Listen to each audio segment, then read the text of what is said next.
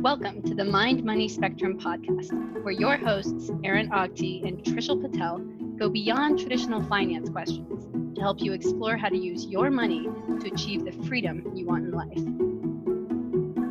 In this episode, Aaron and Trishul discuss the distinction between happiness and meaning, and things get pretty philosophical. Both are essential components of well-being, but pursuing one at the expense of the other is not the recipe for a fulfilled life.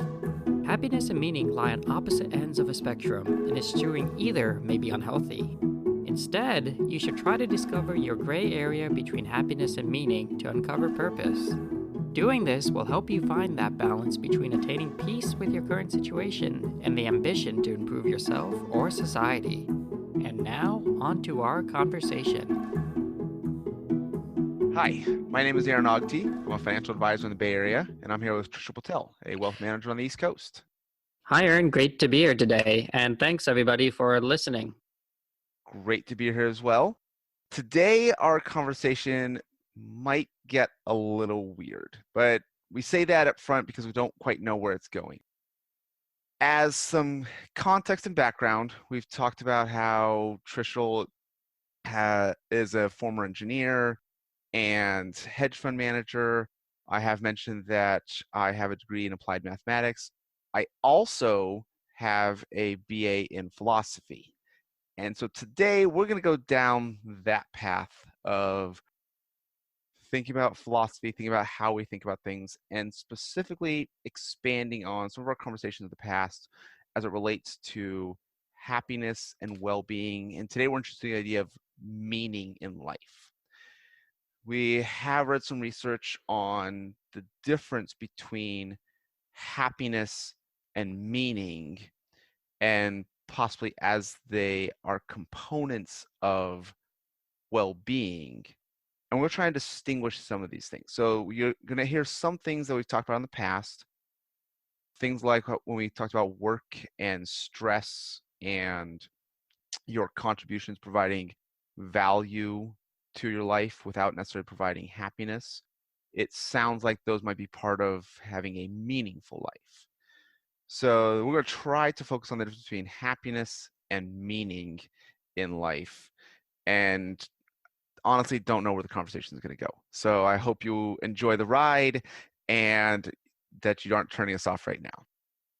Trishul, when I first talk about the difference between happiness and meaning at a high level, what were the first thoughts that came to mind for you?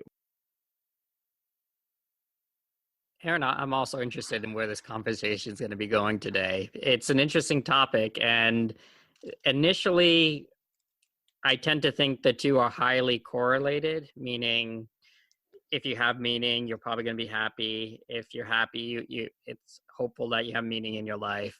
But it turns out it's not that simple. Although there is a good amount of overlap, I can see how there are actual key differences. And at a high level, where I see these differences are with the notion that I tend to think that happiness seems to be more short-term oriented, like more closer to the present. How am I feeling right now? And when I think about meaning, I think that ties into a larger field of view, maybe pulling in stuff from the past and also the future to come up with an idea of how things are. Put an example to that. I can be perfectly happy eating lots of candies and satisfying all of my cravings and be happy from that standpoint, but that doesn't really provide myself with a lot of meaning or a sense of purpose. So I think just being happy alone as a human isn't quite enough. And when I think about meaning, it's possible to have a lot of meaning in one's life. Like I can be persevering and trying for something. Like, let's say I ended up in a situation where I was in a politically repressive state and I was constantly fighting for change, something like that. It seems like I might not be happy with my situation, but I would have a lot of meaning. So I think there are situations where, although there is a lot of overlap between both of these notions, there is a lot of distinction as well, which is worth thinking through. That's good. I think that's helpful to give some examples of this distinction. So some of the things that we read, we'll put in the show notes, but also I want to give credit because I'm going to steal some of these ideas directly. This is a research from the Stanford Graduate School of Business, some key differences between a happy life and a meaningful life by Rohr Baumeister, Kathleen Vos, Jennifer Aker, Emily Garbinski. They were also referenced, especially Roy Baumeister, again, I apologize if I mispronounce the names, in a Scientific American article, The Differences Between Happiness and Meaning in Life. And we'll go into a few other articles if they come up, but it was helpful to think about that idea that like the difference between like a revolutionary who is going through periods of extreme unhappiness, but has a really high meaning in life. And, or also talk about the parenthood paradox. The parents who are living with their children and raising their children tend to score lower on happiness scales, but feel a much, much higher meaning in their life. And we'll try and think of other examples where might be the other way of having that happiness without meaning. And I think you mentioned the candies. I think there's a lot of things that might fall under pleasures or even guilty pleasures that might be associated with happiness but not meaning. So when I think of like spending money, we've talked about kind of brain chemistry and the way brain works, there's definitely releases of dopamine there where your brain tells you you're happy when you buy this thing, but you may not associate meaning with that. And sometimes you might even feel guilty about that. There's no contribution or values. We've talked about the idea of stress, especially in work or other parts of your life, and the things that are difficult that provide value to your life. In this case, I think we have a better definition. They provide meaning to your life, but they definitely are not times of happiness. So it sounds like I kind of like your idea of happiness might be a little more temporal, of kind of in the moment, how you feel now, but meaning might be a little bit big picture. Are there any other examples you can think of, or just steal directly from other researchers that might help with that distinction? Well, I think something else to think about is with happiness, it does have this component of being more present oriented. And you can think about it as the very present, meaning if you ask somebody how they're feeling, they're probably going to weigh the balance of emotions that they've been experiencing lately. You know, are they more happy or more positive emotions versus negative emotions? And they might also take an accounting of how they are in general in their life.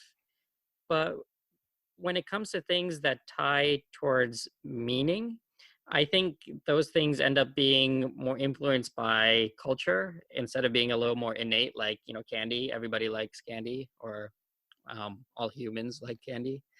And for meaning, having it tied to culture, there's a lot of things that our culture provides us with that gets tied to meaning. A big one, for example, is religion and having a good social group that you connect with. But there's also these ties to culture that, as you said, the desire to have kids, the desire to fit within a social hierarchy and be higher up on that hierarchy. These are all cultural expectations or norms or desires that I think fall more into the meaning bucket than the happiness bucket.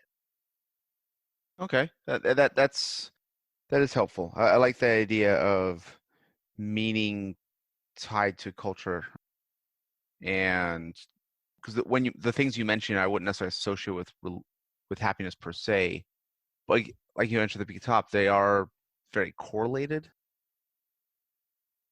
I have gone to church more so as a child, less as an adult, and I remember not enjoying it as a child. I always felt like an obligation or a chore. but as an adult, I think of the lessons and the community and the fellowship, and there's a lot of value there. So I can see that idea of it providing meaning even when it might not be providing happiness. I also liked one of the things that came to mind. You mentioned that happiness tends to be, not say fleeting, but day to day.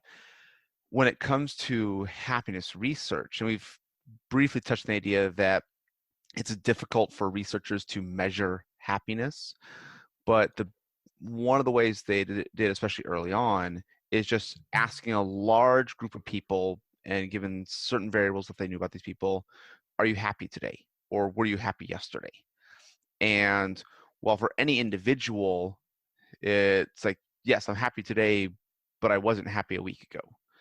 And they're just kind of trying to measure, okay, are you happy today? Because once you get a large enough sample size and you can tie it to certain variables, then you can say, of all the people with this particular variable, 90% were happy in the particular day that we asked that question, and or they were happy the day before. And so a lot of things that happiness research comes out is not to say they're always happy, but they are happy so many more days than they're not, and we can relate it to this aspect of their life that they have in common with a lot of other people participating in this happiness research. So even the original happiness research was just asking questions of, are you happy today? And people could only think in terms of the moment, the present. They really couldn't think in terms of happiness in their life unless they're trying to translate of something like, I'm happy 90% of the days in my life, or something like that. But it did seem like happiness is on a day-to-day basis more so than meaning tends to be life on a lifetime basis. Yeah, I think that does kind of fit with the thinking on the topic. Another thing to also realize is a lot of things that, as you had said, may signify unhappiness contribute to meaning. Part of the Stanford paper you had mentioned, they noted that higher levels of worry, stress, and anxiety were linked to higher meaningfulness for people, but lower happiness. Huh. And also the notion of having a strong personal identity and expressing oneself contributed to meaning, but not so much towards happiness. As I keep coming back to that, kind of that guilty pleasures thought, that I can imagine if my kids were away and I was spending time with my wife, sitting on the couch watching a few movies or binging a show on Netflix. I think we would be really happy doing that. But if we did that every day, I would almost feel like my life satisfaction went down. Like I would start to feel like I wasn't doing anything with my life, and I was not making a contribution. I wasn't getting work done. That I wasn't getting things done around the house. And even though I'd be happy in any of those moments, my meaning in life would definitely be going down. Right. It's the notion that humans have this ability to think beyond the present and to anticipate the future. And therefore, part of what we feel we need to be successful is to not only think of the present and satisfy those present needs, but also to have those longer term initiatives in mind. And there's some thinking that this is related to what sets us apart from an evolutionary standpoint. There's been some research on this topic as it relates to a component of meaning, a sense of purpose. And what was understood by this research, this was conducted in a paper called Surviving and Thriving: The Fundamental Social Motives Provide Purpose in Life. And what they tried to uncover is the notion that perhaps the things that give us purpose are tied towards things that help us out evolutionarily for the longer term, even though they don't necessarily make us happy immediately. So, for example, people who reported a higher sense of purpose also found purpose through basic longer term objectives, such as finding a romantic partner. Mm. Well, that's helpful for surviving in terms of the individual and species. So that could be a reason why pursuing a romantic partner, which may not make you happy in the short term, is something that may provide meaning in the longer term. And same thing for other traits that they found, such as caring for a family or even gaining the respect of others. These all help elevate our standing as an individual, which help provide a greater basis for our genes to be passed on to the next generation.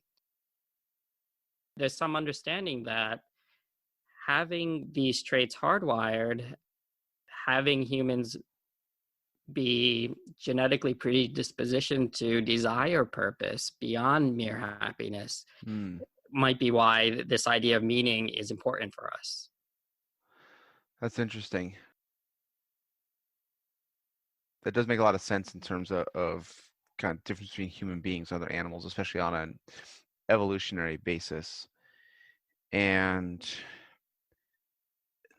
the reason I really wanted to talk about this today, and I was kind of excited to have this conversation, that you and I have talked about happiness so much, and I think that is a really, really important driver to understand kind of why we feel happy with certain actions and how to make conscious decisions to lead a happy life.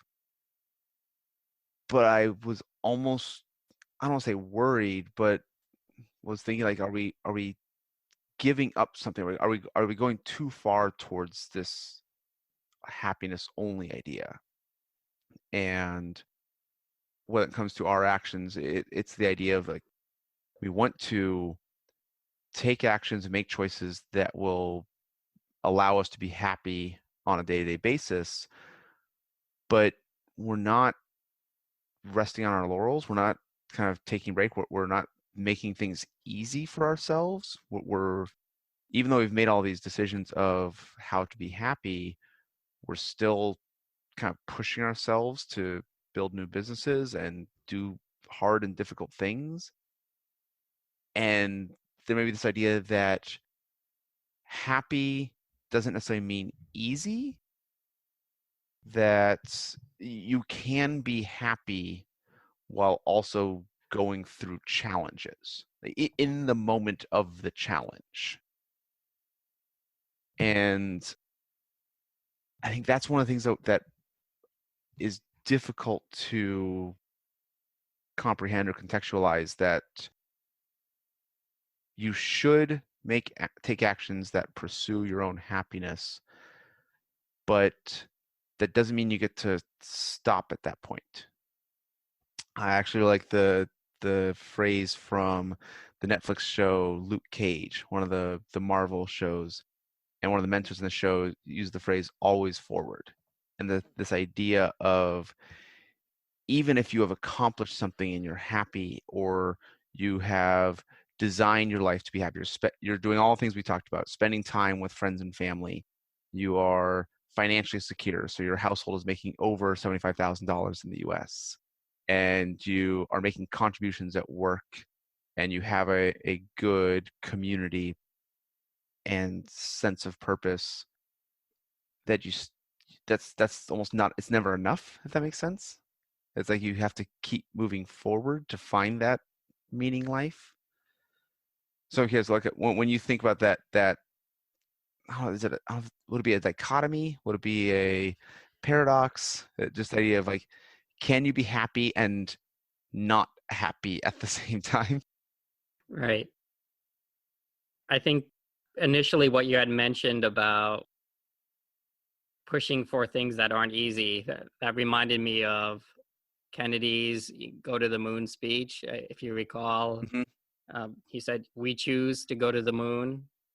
We choose to go to the moon this decade and do the other things, not because they are easy, but because they are hard. And it's because this goal will serve to organize and measure the best of our energies and skills and challenge us and push us forward and so on. It's the notion that we're driven to do things that where it may not make us happy in the short term, but because this is what motivates us, this is what gives us purpose, this is what drives us forward. It's part of who we are as a species. So it seems like, yes, on the one hand, it's part of what moves forward society and individuals, but it also sets us apart and it also provides us with meaning. But it also may be something that is more innate than we think. So maybe the idea is we can choose to be happy but not content. Is that Maybe, a fair yeah. distinction? Possibly, that there's another line of thinking that says maybe that doesn't really help us to begin with. And this is a completely different argument. It's a notion that we should focus on the present if we really want to be happy. And if we're just happy continually, then what's the problem? It's the fact that we continually push our minds deep into the past and forward into the future that provides us with the opportunity to not be happy, to be anxious, to be stressed out, and to be worried all the time. So it's interesting because on the one part, this may contribute to our success and our ability to move forward. But on the other hand, maybe it comes at a detriment to our overall happiness, being too future or past oriented. So it's something in life where there is gray, and the answer is probably somewhere in the middle, some sort of middle ground, right? I like And that idea of the spectrum. And right. So that's probably what somebody needs to think about. There's these two competing concerns, and you probably want to push forward on both while being mindful of the other. okay, so maybe I'm creating a little visual in my mind of the well-being spectrum can have happiness on one end and meaning on the other. And an example of that happiness would be sitting at home watching Netflix every single day, where in the moment you are enjoying yourself. But as soon as you think about, oh my gosh, I spent the last month just watching Netflix, or am I going to do this for the next month? As soon as you get any kind of more than just the present day, you realize that there's no meaning to your life. And on the other end is never taking the time to stop and smell the roses, always focused on doing better at work, growing, you're super ambitious, want to be CEO, nothing's ever enough. And so you're always trying to get more, keeping up with the Joneses, overly materialistic, you're more money, more power, like whatever your ambitions are. If it's all ambition, if it's all you have, that's also probably not good for your well-being. And if you understand this distinction, then you look for those gray areas. You look for those middle grounds. And some people might be closer to the happy end of the spectrum, and others might be closer to the meaningful end of the spectrum. But kind of as long as you're not at the ends of the spectrum, then you probably are having some well-being in your life. You're leading a fulfilled life. And I think that might be something that separates us from other animals as human beings, evolutionary, is just that ability to feel fulfilled, and that you are kind of almost maximizing your life as a human. Yeah, I can see that. That does make sense to me. Part of me also thinks that may also be the root of all of our problems. So it's this catch-22 where, yes, we have done great things because we look past the present, but it also causes us to go beyond the bounds of what might be possible if we just focused on the present. There's a lot that needs to be done if we're thinking just past today, whereas most animals can easily just think of today. Even if you're a squirrel and you're burrowing nuts for the future, what you're really doing is just following your instincts for the day. Mm-hmm. And you're repeating that day after day. And that there's a line of thinking that humans were like that at one point, and we made a transition to thinking more into the future. And although that led to great things, that might have been our initial downfall. I read a book quite some time ago about this topic. It's a novel, it's fiction. It's called Ishmael by Daniel Quinn. Came out in the early 90s. The idea that he was trying to push forward is that maybe that there's another way to think about our success and our happiness as a species that may not follow this idealization of always pushing forward. So the book itself is just a discussion between a student and a gorilla. And the gorilla is just providing some advice as he can to the student, and they have this sort of Socratic discussion. But one interesting notion that the novel put forward is there's this distinction between two types of animals. There are animals known as the takers, the animals that always take things and don't really replace. And then there are animals or species that are the leavers. And leavers basically just forage, and takers kind of hunt and store away and grow and things like that. And initially, all humans used to be leavers, meaning we used to hunt for things that we need, but just enough for that hunt. And we used to forage berries and fruits and stuff. But then a big change happened as we turned into takers. It was the agricultural revolution 10,000 years ago, where we realized we don't need to just be leavers. We can take more than what we need, and we can have enough for the next day and the next day. And that causes us to think beyond today. Well, let's think about tomorrow then. But that made us worry a little bit more, but we can handle it. We'll think about next week and next month and next year. And all of a sudden, we're worrying about our retirement when we're born. And it's just this vicious cycle of taking. And maybe that hasn't been for the best, because when we were leavers, there's this idea that we actually used to have a lot more free time. We used to forage what we need, and once we have our berries, we can rest and relax, and there was a lot more leisure time by some accounts back then. But now you're working 60, 70 hours a week so that you can retire when you're 72. It just seems like maybe things have shifted too far to the taker side. And maybe things may have been better when we were leavers. My first thought is actually like, I wonder if human beings are the only animal that has doubled or tripled its life expectancy over the last millennia or 5, or I don't know. I'm trying to think, like, what's the scale? It's like 10,000 years. So maybe over the last 10 to 20,000 years, are human beings the only animal that has increased its life expectancy so dramatically? And I honestly have no idea. I've never seen any research. This is the first time it's come to my question of like, what's the benefit of the agricultural revolution? And I think it's just the ability to have food and get through winters instead of dying.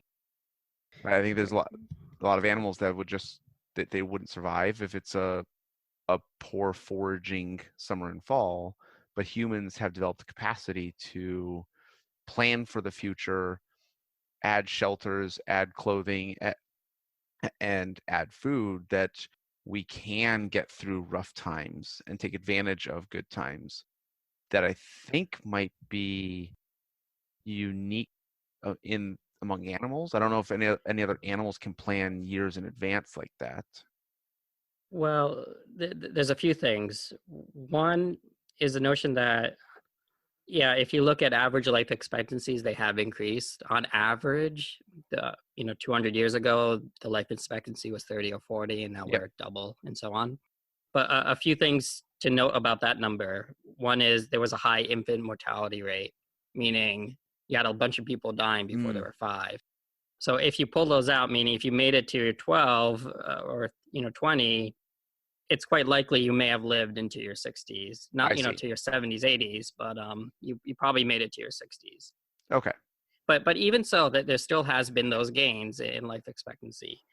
But what I might argue is one thing that may have not changed, and I'm not going to argue this too well because I'm not sure if I agree with it, but it's a notion that yes, we're living longer, we're doing a lot more, we have a lot more food in abundance, but has our suffering decreased? And the reason I say it that way is I feel like there's a difference between pain and experiencing trouble and actual suffering. So the idea is, or the notion I want to think about is, do animals feel pain or do they suffer?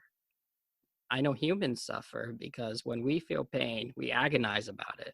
Where we feel like, oh no, now I've had a huge setback and it's going to take me X long to recover, and I need to do Y and Z to make sure I can still retire at 72. But an animal, that if they do experience pain, they kind of get on with it.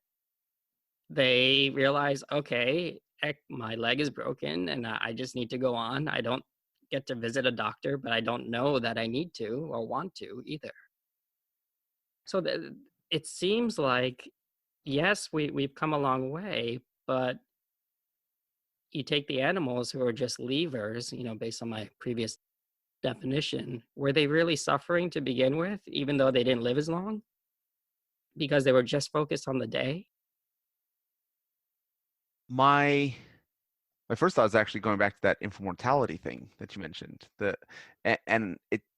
My guess would have been that at a societal or species level, our suffering has decreased in a big part because of infant mortality dropping so much.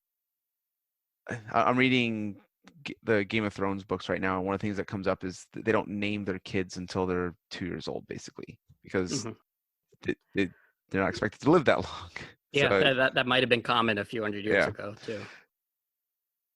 So I can see that causing kind of the suffering among humans, and as that has gone down, my guess would be that at a wide scale, suffering has gone down, but maybe not at the individual level.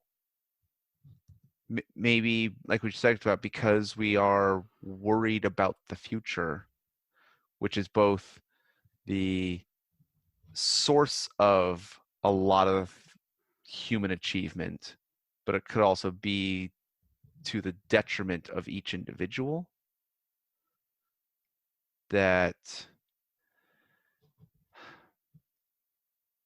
well, it's, I think, yeah, because when we talk about happiness research, do you feel like you're suffering at any given day over the last few years?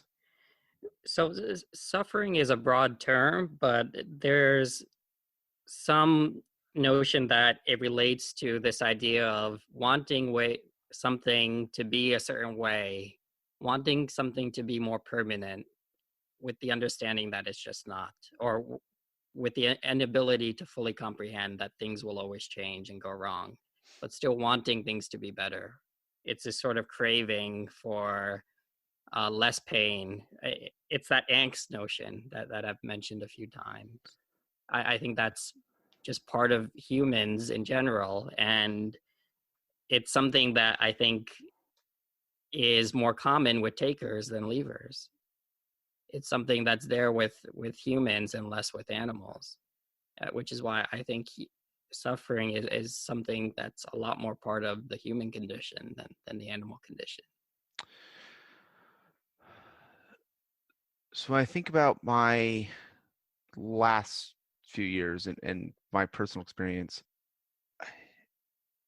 leaving my salaried job to start a business was definitely challenging.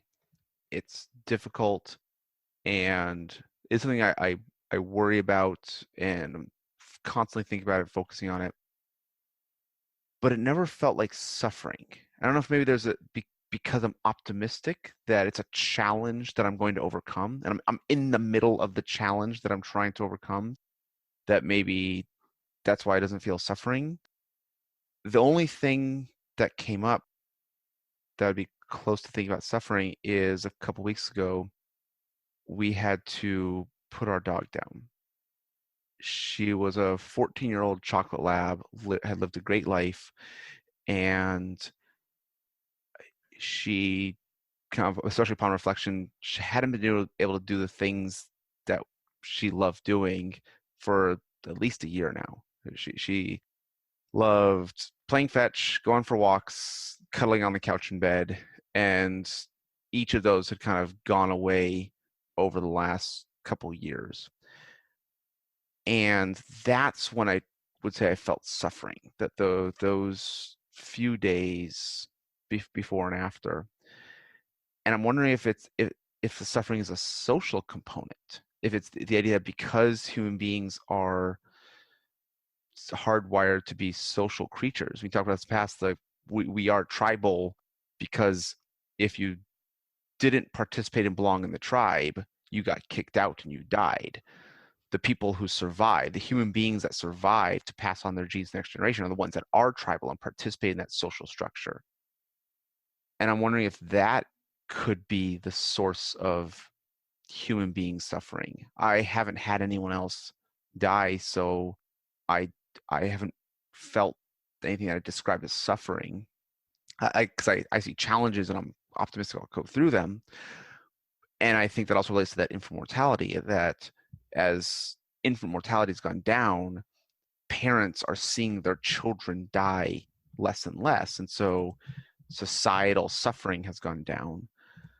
But how much of the suffering that you're thinking of is just human beings interacting with other human beings and having some kind of loss there? Perhaps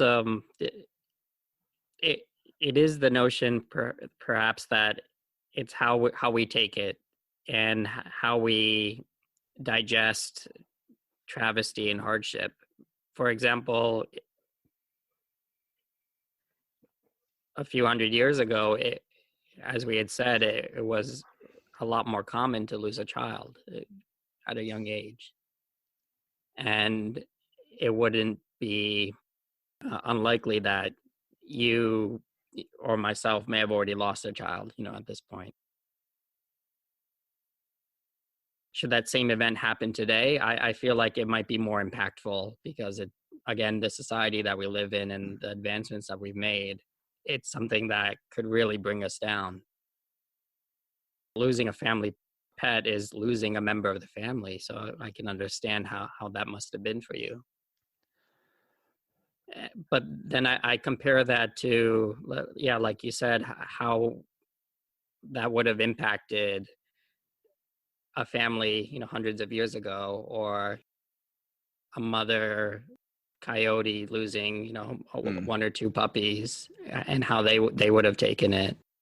I think society, the fact that we do live in a society, has told us that is a very strong event, and it's quite hard to deal with if it were to happen today compared to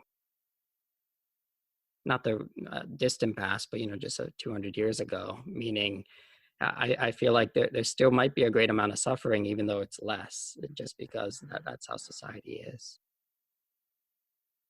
I know Michael Kitces uses this quote a decent amount in social media, and I don't know if it's from him or if he got it from somewhere else, so I hope we can track down the original attribution. But happiness equals reality minus expectations. Right. And I can see that idea that a few hundred years ago, people didn't expect all their kids to live past 2 or 5. Right. But now we do. Right. And so when something happens in reality that's different from those expectations, right. that can lead to the unhappiness. Yeah. The notion is that it's quite likely that from a reductionist standpoint, all of our suffering is related to expectations. Anytime we suffer, it's because we expected something to be a certain way and it went another way. And the fact that we do have these expectations is, from a large part, keyed into the notion that we are in this society that's full of them and encourages them. And it may not be in our best interest to dig into that as far as we need to. You may have heard this quote, expect nothing and you'll never be disappointed.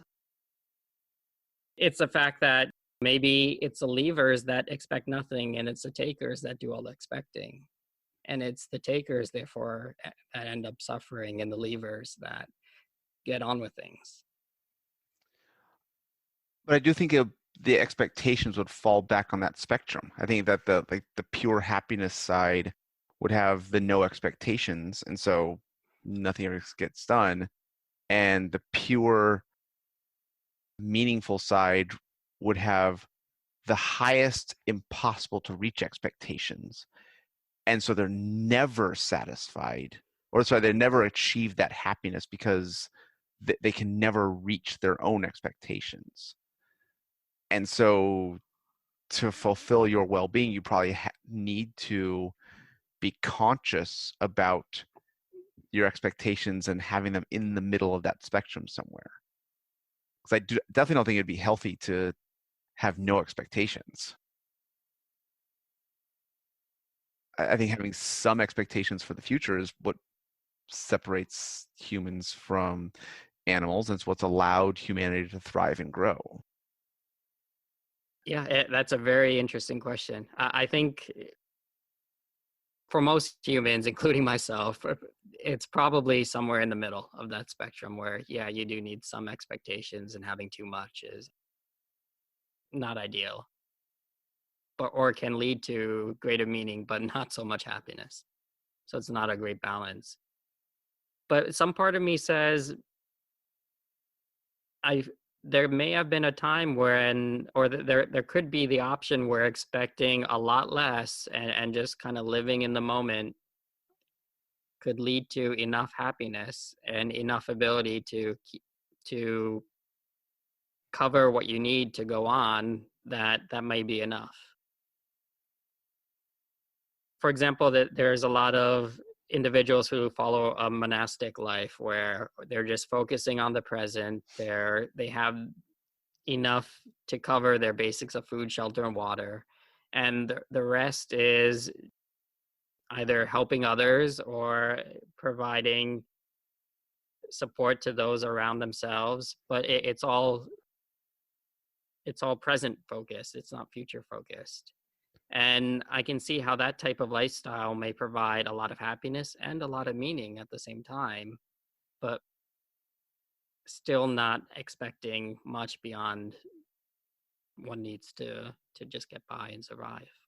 Well, I think a small distinction there is I was kind of on board with everything until you said that they want to be able to help others. Mm-hmm. And I think that if they were living a monastic lifestyle and just taking care of themselves, maybe they farm their own food or they hunt for themselves, they can keep their expectations really low and overcome those, and they can be happy. But if it's just them, there probably is not as much meaning in their life. It's as soon as they want to step up and go beyond just themselves to help others that they've kind of increased their expectations slightly. And so to find that meaning in life, it is very, very simple, but they still want to help others. Even if it's just as part of a monastery, cooking food for the whole group.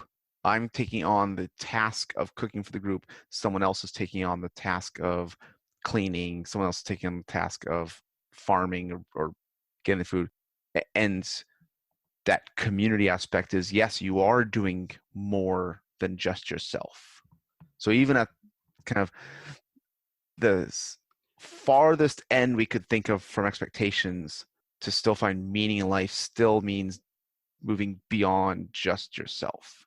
You're one or two steps off that just pure happiness side of the spectrum.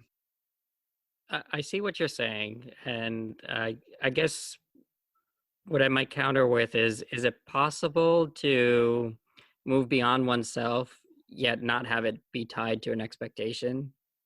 So you can still do these things, but just not in your mind call it an expectation, meaning not tie your happiness to whether it goes one way or in another.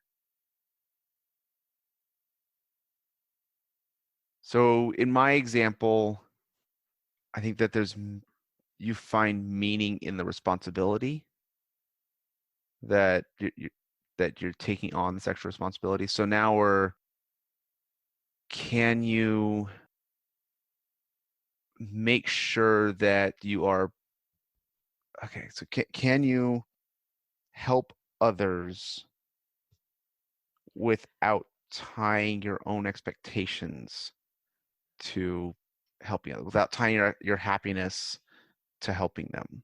Right. Maybe you do it because you're tying your own happiness to helping them, meaning you're doing this because it makes you happy to do this activity. It just so happens it helps others, but it's mainly putting your happiness first.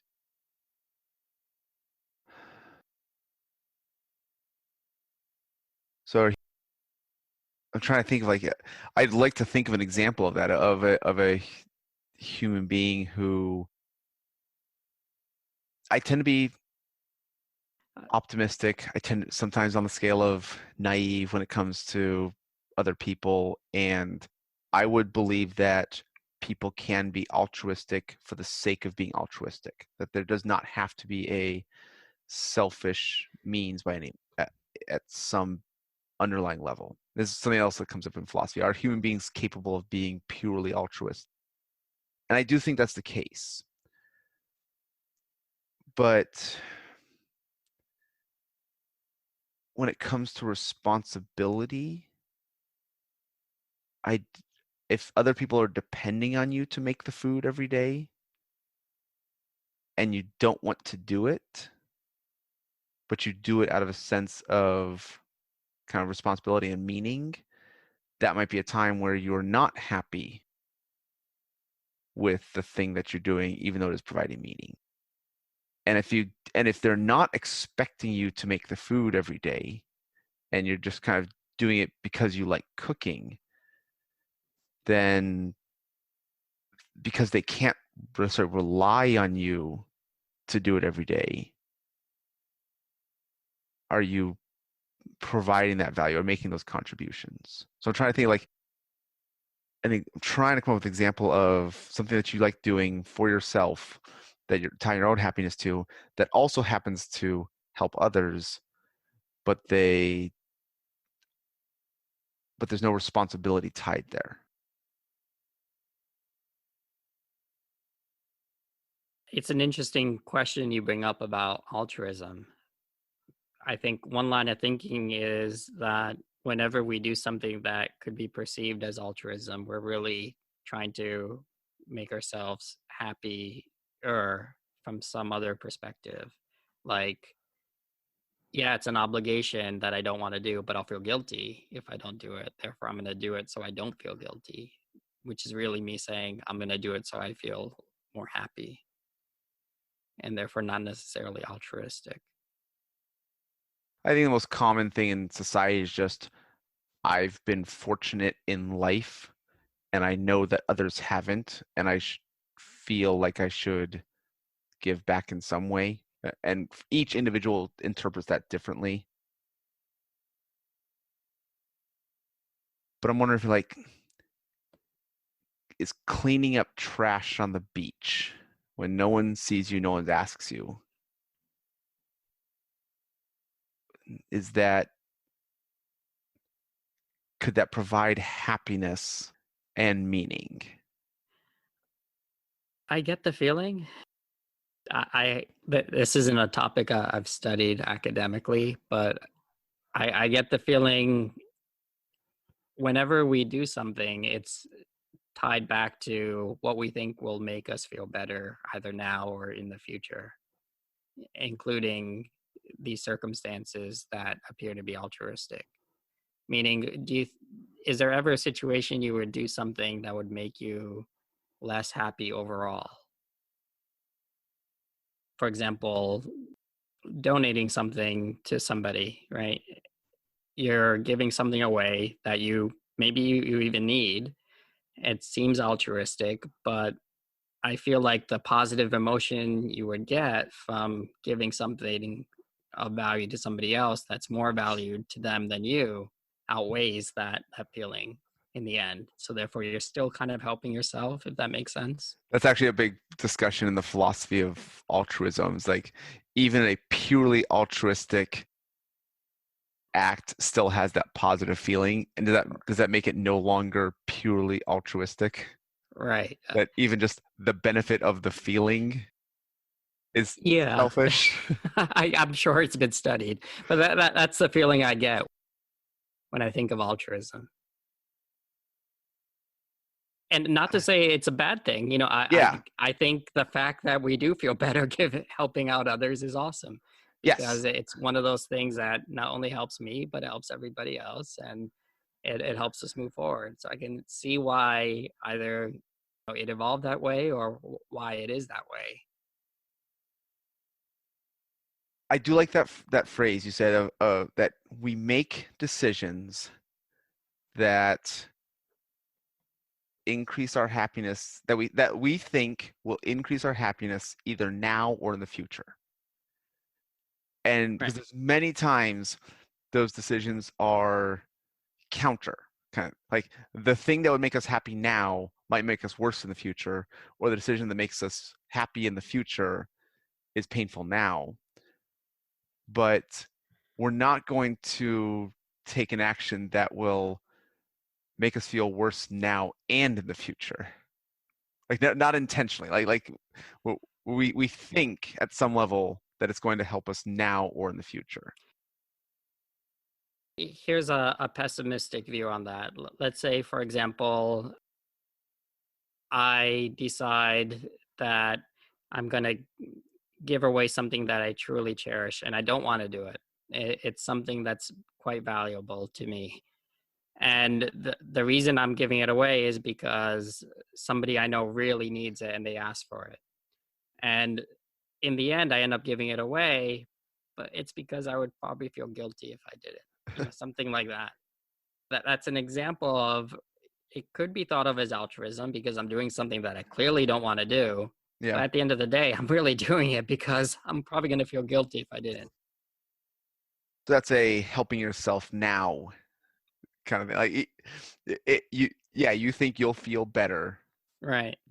So then I guess my counter or my next step in my thinking is, well, then what's an example of a truly altruistic circumstance? That's kind of when it comes to philosophy, like they're one like, does that even exist? Right. Yeah. Like, is there a classical philosophical response to that question? Theoretically, it'd be something that causes you pain that helps someone else that no one will ever know about except you. Right.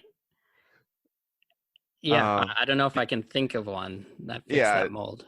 Because it's you have to remove any other observer, because there's so many reasons that people are altruistic, because they want to be seen by others as being altruistic. Yeah, or but then you have to remove yourself as well, because you want to see yourself as being altruistic. Well, no, but you have to kind of go. Oh yeah, because it's that like Descartes' "I think, therefore I am" kind of all this structure. Like, as soon as you feel good for your altruistic act, then it's no longer purely altruistic. You got a good feeling out of the bargain. Right. So from that line of thinking, is anything truly altruistic? Can you do it without the feeling? Right. Which I don't know if human beings can. Yeah. So I have trouble with that one, but I still think it's sensible to be altruistic or to pretend to be, because it's one of those win-wins in society where, yeah, sure, you can feel better by either not feeling guilty or actually generally feeling better by helping others, and then others get helped as well. So I agree. This is one of those good problems in society. It's like, if you get the good feeling from helping others, great. Let's keep doing that. right. A lot of our spectrum talk came up today. A lot of gray areas. I actually had a few other things written down, but I think I'm going to save those for a future conversation. Maybe kind of why exercise relates to saving for retirement. Do you have anything else you want to add today, Trishul, or was this sufficiently weird for you? I think so. I think it covered that weirdness checkbox that we were aiming for for this episode. I wonder if this actually ends up being my favorite episode. Well, weird can be good if it doesn't make you happy initially. It still might provide you with some meaning. Okay. Well, I got pleasure out of this today. I made a good decision for my happiness now. I will see if it also provides happiness in the future. Thank you very much for the conversation, Trishul. I really appreciate it. Well, I enjoyed it a lot. And thanks everybody for listening. Of course, if you like this one or if you have any feedback for us, do drop us a line. You can find our email on our website, mindmoneyspectrum.com. Thanks, everybody. Bye. Bye. We appreciate you joining us today for this episode of the Mind Money Spectrum podcast. Be sure to visit mindmoneyspectrum.com to access the entire library of episodes. Remember, it's not black and white, but the wide spectrum of gray area where you get to pursue the freedoms you want in life. Opinions voiced in this material are for general information only and are not intended to provide specific advice or recommendations for any individual. All performance referenced is historical and has no guarantee of future results. All indices are unmanaged and may not be invested in directly. Have a nice day.